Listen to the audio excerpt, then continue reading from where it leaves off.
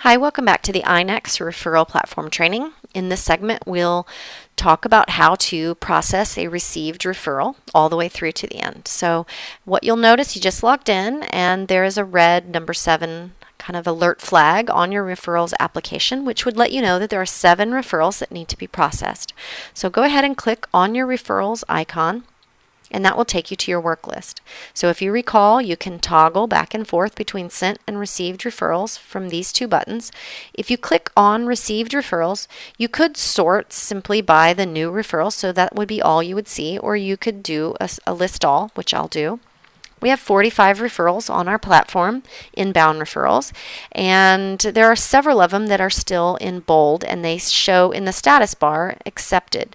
What this means, if they're in bold, just like if you had an email that you hadn't read yet, you'll notice that these have not been addressed. So I'll go ahead and select one of the referrals to address, James MHM. So I'll go ahead and click on him.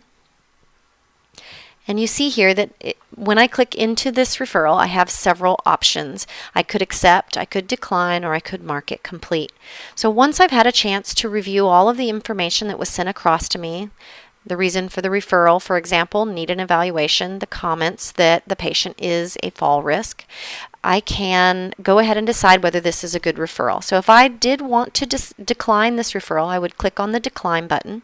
I would be able to give my reason. I could let them know if the patient was a no-show, etc. But I do want to accept this, so I'll go ahead and click no to get out of there. Now I'll go ahead and click on the accept referral.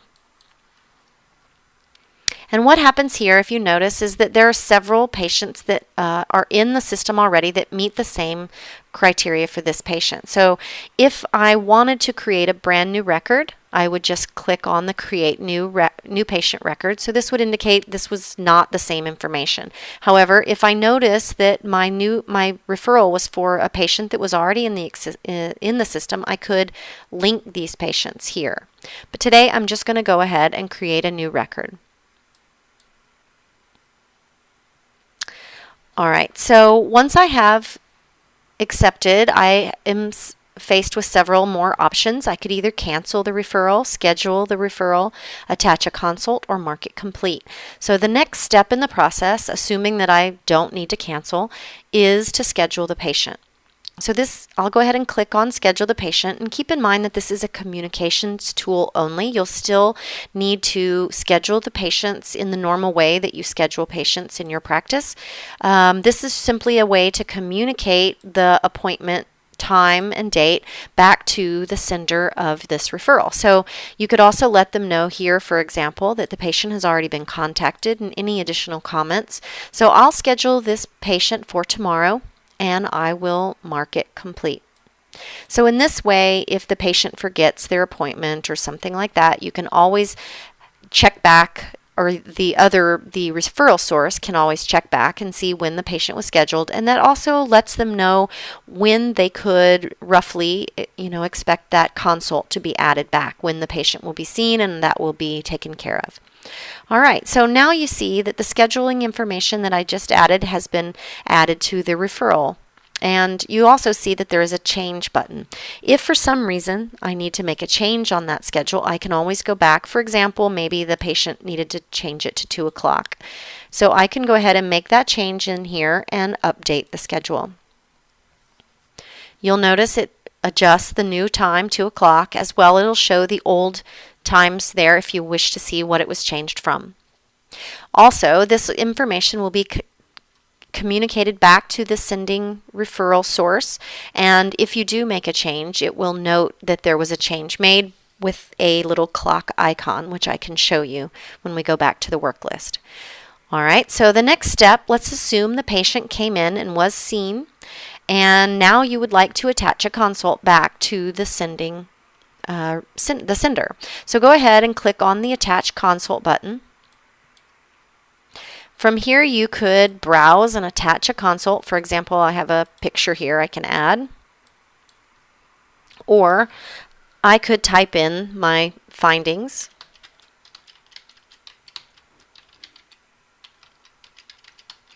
and just, have either, I could have a combination of both information, both the attached document as well as the typed information. All right, so once I have my consult like I would like to have it, I can go ahead and hit Add Consult. Now, it makes me make a decision here. Do I want to just add the consult or mark it complete?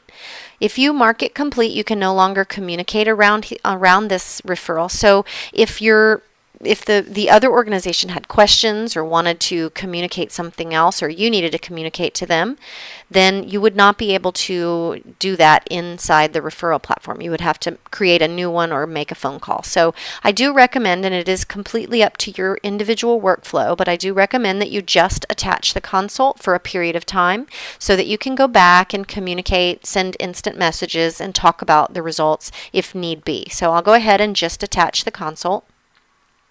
And you'll notice here again that the status has changed to a consult added. It looks the same in the status bar for the sender as well, and that's updated in real time. Now, let's say I needed to make an update. I could always go in here and update my consult. So for whatever reason, maybe additional lab works or some additional findings, and I wanted to update that. It would work very similarly to updating or changing that schedule information, just like we did a second ago. All right, so now let's assume you've updated that information and you're finished. You've communicated as much as you need to around this. So whatever time frame it is, a week later or at the end of the month, you go ahead and mark this referral complete.